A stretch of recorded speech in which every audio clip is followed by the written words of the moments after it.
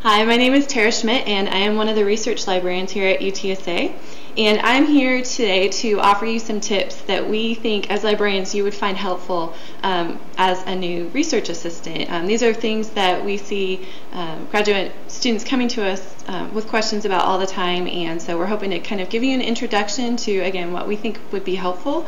And then hopefully you will have additional questions, things that are a little more targeted to what you're doing with your professor, and those questions can go to your individual librarian. So again, this is just a quick introduction to some of what the library can do to help you, and if you have questions, please let us know. So I have three keys to tell you about today, and the first one is, I kind of hinted at, we'll start with the most important one first, and that is actually knowing who your librarian is. And I don't mean that in a drop in the library and talk to whoever's at the desk kind of way, although we love when you do that. We want you to make use of us. We have an information desk that is meant to be exactly that, information desk. You can come to us with any questions you have if you're trying to find study rooms so you can actually do your work and you want it to be quiet, if you're trying to find the graduate spaces in the library, whatever you're trying to do, we want you to come to that desk with questions. However, what some of our students don't know is that we actually have a lot of experts. We call ourselves research services librarians because we all have an expertise in a specific discipline or field, and we're hoping that you will make use of us as you get started with your research assistantship.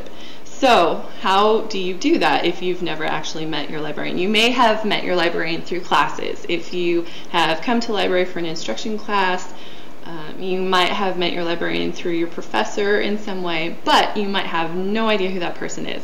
And if that is the case, I would recommend if you go to the library homepage, and hopefully that's up on your screen at the moment, as you're looking at the page, we have a whole bunch of different links that we hope you will find helpful. But as you're looking over under services, there is a link down here for faculty and instructors, and if you go to that link, there will be a list of what we call library liaisons. And again, those are the librarians that are assigned to all the different departments on campus, people that we hope you will take the time to meet. If you don't see that or it's not clear to you, we can make it even easier. We have a variety of different ways you can actually contact us, and I'll point those out right here on the screen. As you're looking at the library homepage, right under services again, the second thing down is Ask a Librarian. We also have a link up at the top corner, if you can see that. If you click on Ask a Librarian, it's going to have a variety of different ways to contact us. Again, we have a chat window. So if the librarian's actually there, you could just pop in and say, hey, I'm working in the engineering department, who should I be talking to as a librarian, and we'll give you that information. We have an email over here if you just want to send it, or if it's 2 in the morning and there's no one there to chat with you. We also have the phone numbers for the different information desks, so if you want to call and get the information that way, or if you just want to come drop in and ask, you are more than welcome to do that. And if we have a minute, we can definitely stop and talk to you and schedule another meeting at a different time. So the reason we encourage you to do this, variety of different things, we want to get to know you because you are helpful to us. The more that we talk to you, the more we know about what's going on with your research, with your professor's research, and the more we can do to help build our collection to meet those needs, so that when you come in looking for that thing that your professor has sent you over to find, you can find it because we've ordered it, because we know what you're doing, what's going on with you. Also, we can clear up some of those questions. We know that you have hopefully used the library up to this point and you have figured out how to find the things that have been helpful for your own classes, but sometimes this research tends to go a little bit more in depth or in different directions than you have used in the past, and so we can kind of help direct you in some of those databases or journals or books, whatever it is that you're trying to find, and just give you some hints that will make it easier. And again, all these different librarians, we do have an expertise in that specific area, so we really can direct you to what we see as being the most helpful resources for you. So please make use of us. You're not taking up your time. We would love to meet with you, and go ahead and get a hold of that librarian so you can make things a little easier on yourself. So once you know who your librarian is, number one, the second thing that I recommend you do is know your resources. And again, this is the part where you probably feel like, well, I already know my resources. I've done work in this area.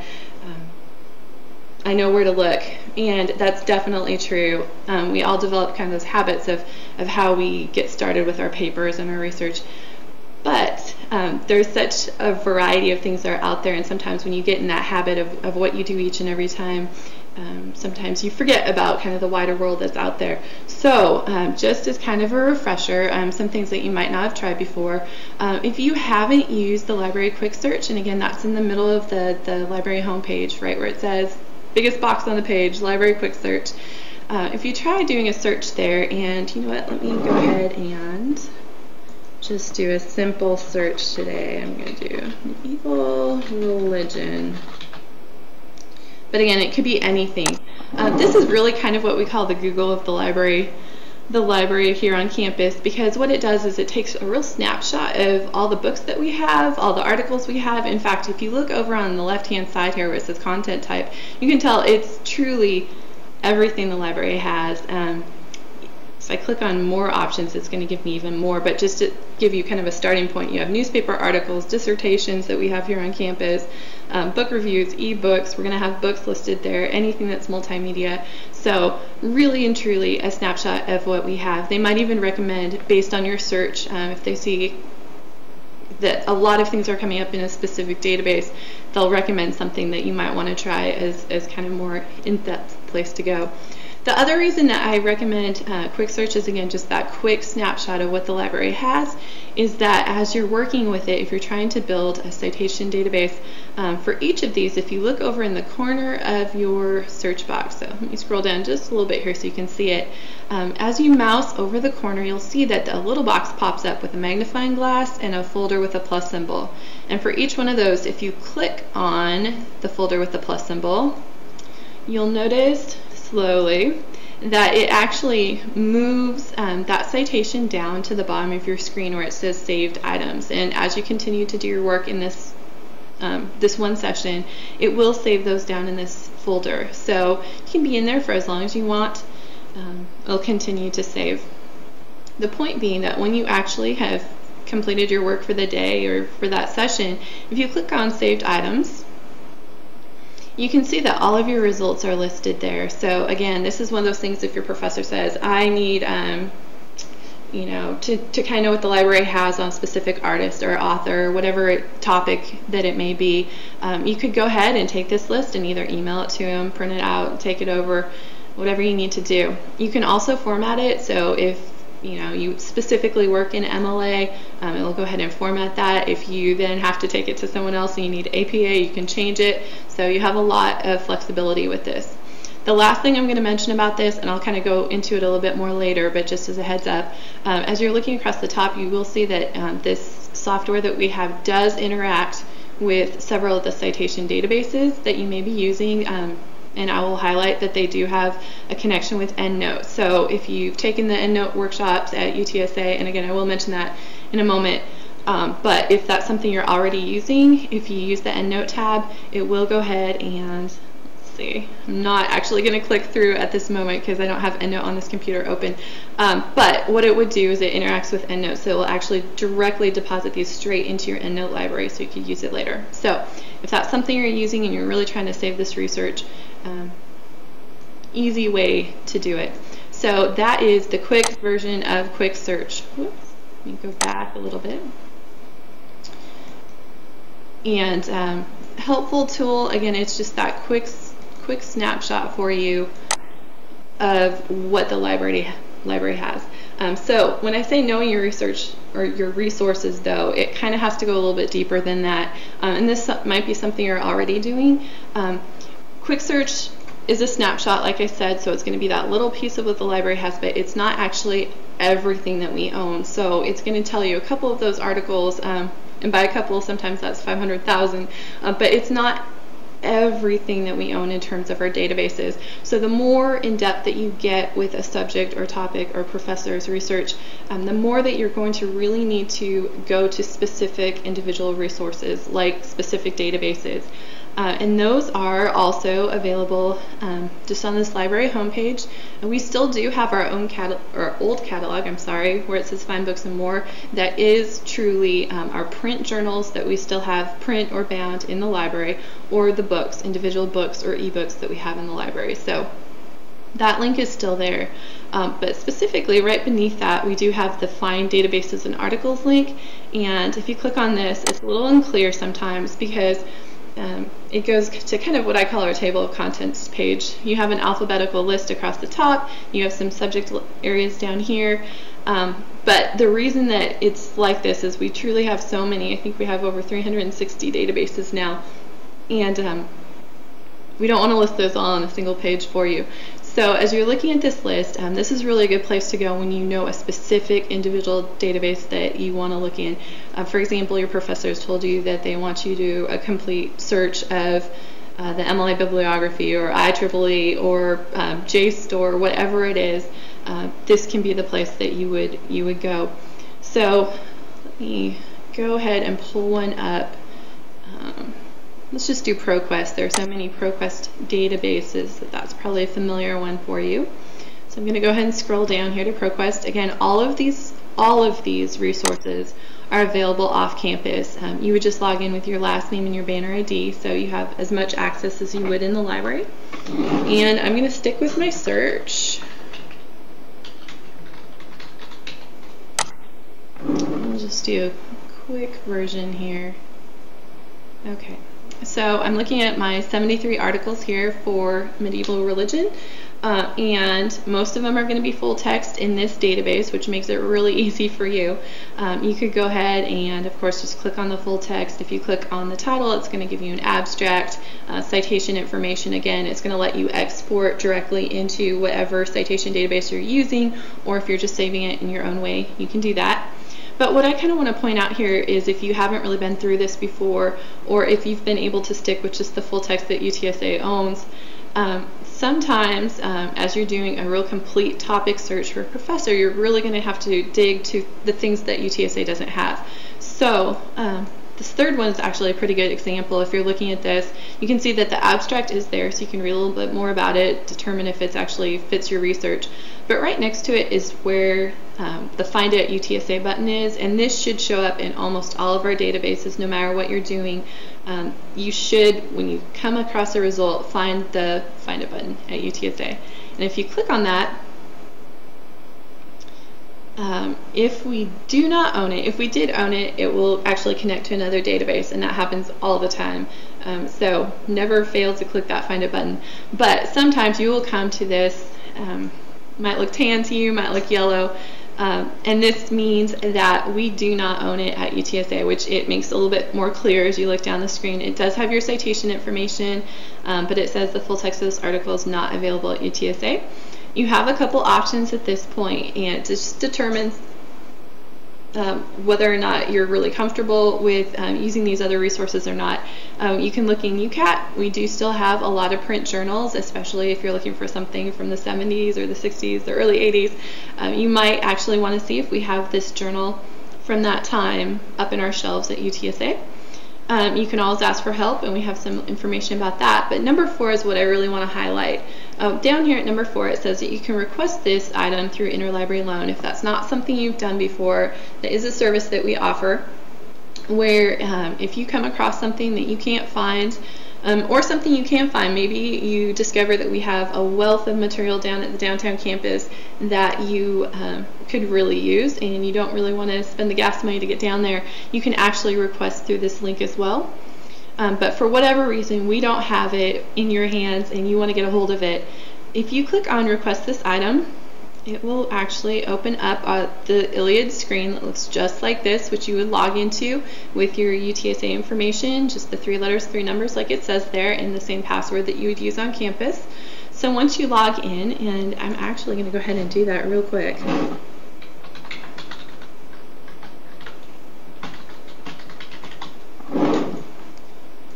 That will take you to a screen that looks like this. Now the reason, something that's a little bit different here, but would happen if you were moving from the same yellow screen that I did, it will actually input all the information that you were just looking at. So you don't have to put any of it in here. You can see that the journal information is there, the article information is there.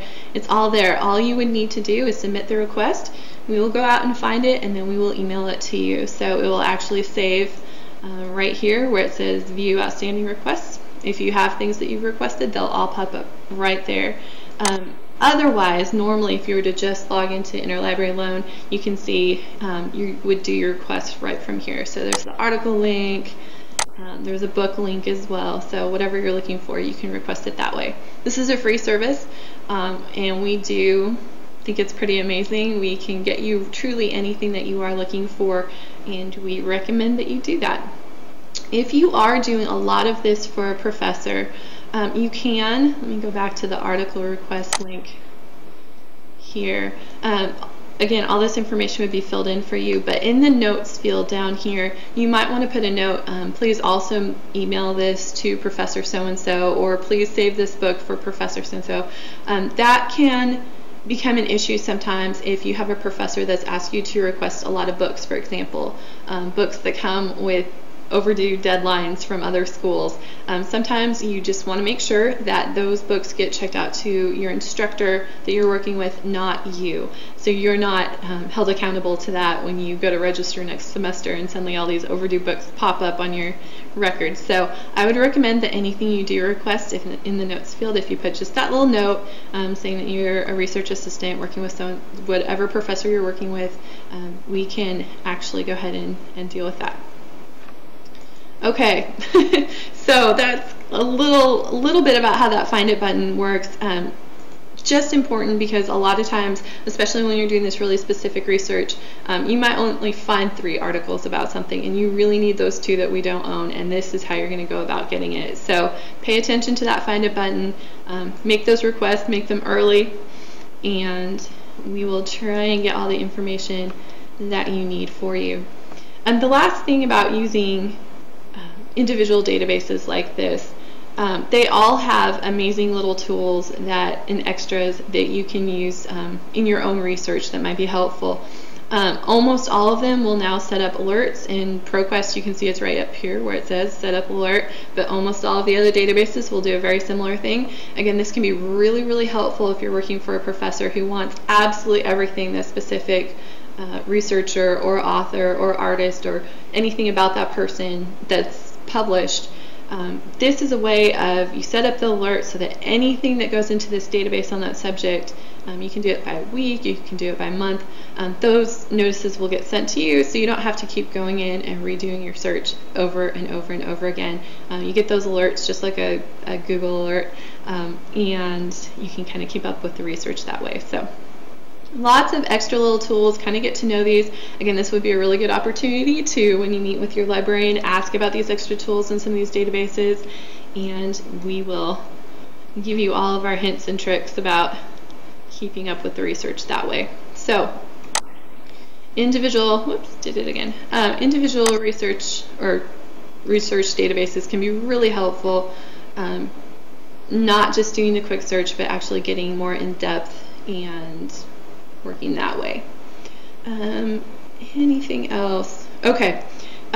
Finally, I was going to talk about, just real briefly, when you're trying to figure out those databases to use, if you aren't sure of titles like going to ProQuest, if there aren't ones that you've worked with frequently, you can always get recommendations from the professor you work with. They probably have some that they're really comfortable with and might have their own hints for you that way. You can always ask a librarian. We also, if you're more of an independent researcher, you can always look down here under research help. We do have research guides. I'm saying that word a lot, but it comes up here.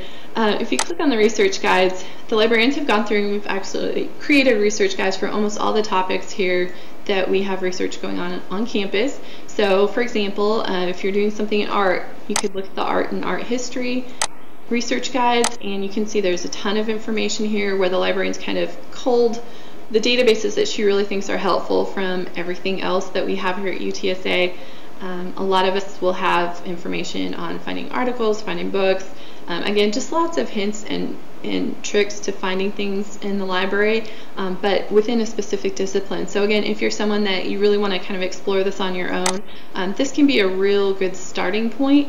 There are also, I'll point out really quickly, there is a guide on citations. So it's called Cite It Right. If you don't have your manual around you and you're trying to get something put together, we do have this online so that you can go through. We have most of the big citation guides, so you could always use that.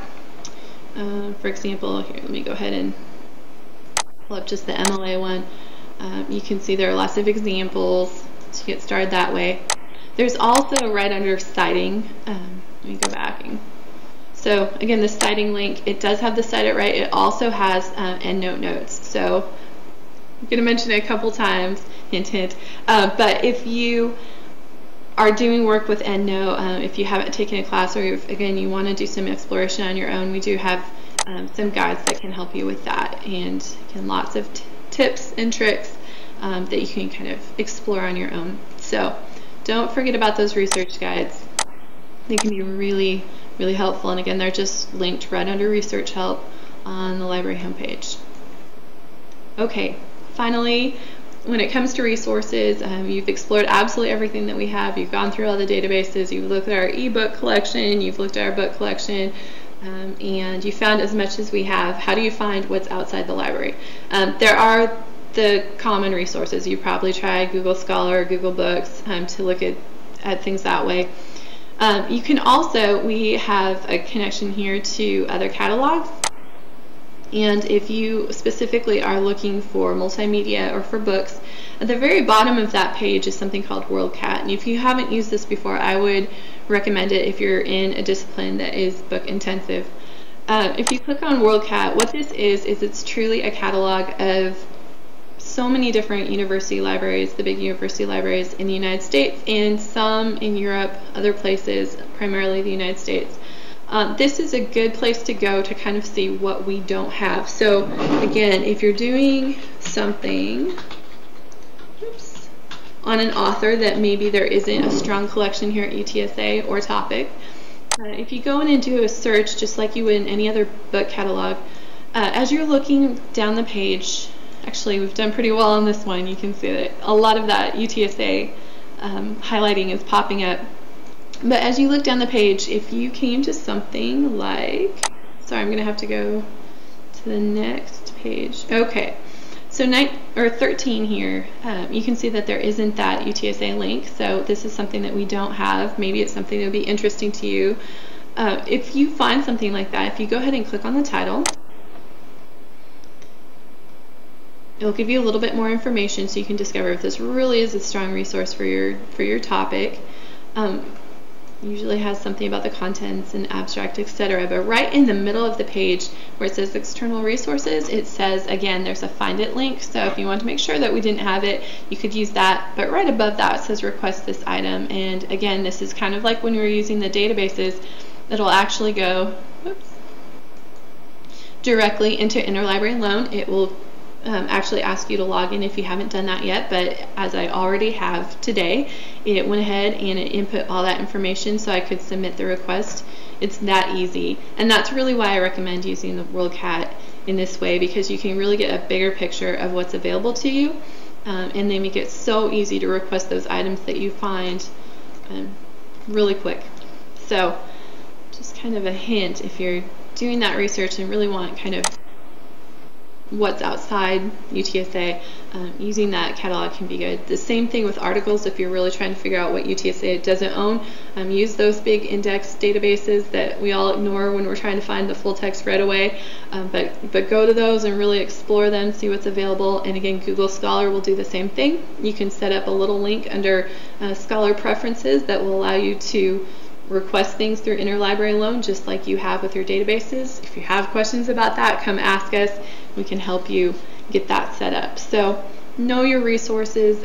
Come talk to us at the beginning so we can figure out what's going to be the most efficient for you, so you're not kind of stumbling around in some of these and feeling frustrated. We can really kind of pinpoint where you want to be looking and where you're going to find the most helpful and complete information. Okay, So you've talked to your librarian, you've figured out the resources you need to be using. There are a couple other tools that you really might want to know about when you're using the library that we think will be helpful for you. Some of those are listed just on our homepage. We think they're that important. The first thing, and it's empty right now, sorry, it's that time of the semester, but at the bottom of the Find Information page, we do have workshops all the time. So if you've met with your librarian, that can be a little more directed, but a lot of times we'll have workshops on doing graduate work, doing a lit review, things like that. They might be in a specific discipline, might not be, but kind of keep your eye on that. That can be really helpful. We also usually have all of our EndNote classes listed here. So if, again, I've mentioned EndNote a couple times, but if you don't know what it is, here's the 10-second summary. It's a citation bibliographic database that will allow you to create kind of a library, and you can save all of these things that you're looking at day in, day out, as you're looking at articles, as you're reading book chapters, as you're looking at dissertations. No matter what it is, you can save it in this so that when you get to the end of 4 years of work, you have all of those things in one place. You haven't lost them. You're not trying to go back and re-find that article because you have it there. You can save the PDFs in there. You can save images in there. So if there are specific figures that you've been looking at, really, really, really helpful. It's a little bit complicated to get started, but again, we always offer workshops, and we have many tutorials and ways of helping you with that. It's also something, if it's not for your own research, if you're doing a lot with a professor, it can be really helpful to keep a library specifically for them so that you can, really track what you're trying to find for them. If nothing's listed here under workshops, if you actually click on more, you can go ahead and it'll tell you what's available. It'll also tell you a little bit about requesting it. So if it's a time of the semester where we don't have a lot going on, you can always say, hey, can I still come do this, get this information from you, and we can definitely do that. So pay attention to those workshops. Again, I talked about interlibrary loan, but I kind of showed you how to get there from the databases and from WorldCat. If you just have a citation that you need to request, or something that you found earlier, the easiest way to get there from the library homepage is right here where it says get it for me. It used to say interlibrary loan, but we made it easier. It's just get it for me. So if you go ahead and click on that, the link is right here at the top of the page. There's a lot more information here that talks about, again, if you're a proxy for a professor like we talked about, including that in the notes field, a little bit more information down below. But more importantly, the link is just right here, and again, you would log in with all that on-campus information. So really easy to get the things that we don't have for you. Let's see. Oh, I'm sorry. Also, right underneath that, this is something that might be helpful. I talked about actually interlibrary loaning things for professors, but if you are working with someone who sends you over to pick up 10 books for later in the day, we do have under library request forms here under services. Let's see. Here it is at the bottom, the very last one, where it says proxy request. If you go ahead, and you might even want to just do this now as we're talking about it, go ahead, and the actual form is right there. You can go ahead and print it out, have your professor fill it out for you, bring it back to the library. This will enable you to come in and check out things in their names so that, again, you don't end up with those overdue fees or that pile of books that you don't actually have possession of. It's worth doing, just kind of get it out of the way and taken care of so you don't have to worry about it later. So proxy request form. Let's see, anything else that might be helpful for you? There are so many just little tricks to the library that might help you out. Again, we do have graduate study rooms, so if you come into the library and you're looking for somewhere to get away, we can give you a map and kind of point out where those are. They're a little bit more quiet, though there's a group one if you have a group that you're working with, but somewhere to get a little bit of space. We also have scanners. If you haven't seen those yet, we're really proud of them, so you probably have. But if you come into the library, right around where the stairs are going to the 3rd floor, we have what we call kick scanners. They're really high-powered, quick scanners that will enable you to lay something down on a flat bed. You can go ahead and scan the pages really quickly, and then you can either save it to a flash drive or email it to yourself later. Again, this can be really helpful if you have you're working with someone who wants you to do a lot of bound journal work or even book chapter work, and they maybe don't give you access to copiers that are free. If you come in, you can actually use those scanners, and again, you can email them to your professor so they can print them out, or you can send them to yourself where you can print them for free later. So those can be really helpful. If you have questions about that, we can kind of give you a quick overview when you come into the library, but those have been really helpful. So many other things. Our ebook collections, if you haven't used those yet, we have a lot of resources that you can really download to your phones now, or if you have like an iPad or whatever, we can make that easy for you. And finally, just as kind of an update, we do, if you look at our library homepage, I talked about alerts in all the different databases. We do Facebook alerts as well. If you're on Facebook, I really would encourage you to at least take a look at it. If you haven't, go ahead and like us. And we do a lot of updates on the workshops we have going on, tips going on. We always have construction going on. Things are changing in the library all the time, and we always try and let our students know there so that you don't come in and have kind of a rude awakening at a bad time. So I would recommend just take a look at it, and we'll try and kind of keep you updated on what's going in the library. It's an easy, painless way of doing that.